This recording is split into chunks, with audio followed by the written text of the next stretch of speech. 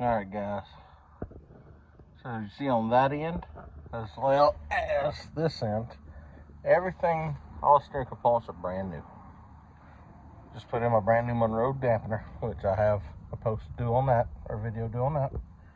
We see these bushings right here, these caps where the knuckles are at. Most of the tie rod ends you get in drag links have just this regular old rubber bushing, a rubber boot. This one is from O'Reilly's, and that end is the precision or whatever, no, Napa chassis. But I got this one from O'Reilly's a lot cheaper, for about $100 cheaper, so that's what I went with. So it's Napa, O'Reilly's, Napa, and I got the Monroe shot from O'Reilly's.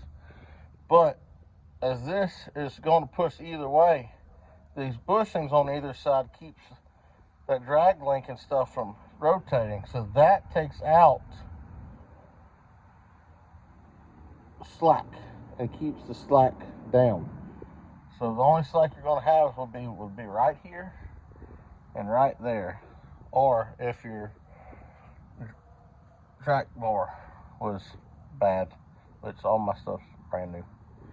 But just a heads up, if you want some tighter steering on your second gen and better feel, go ahead and upgrade your drag link and your tie rod end to the ones with these bushings, not the ones with the rubber boots.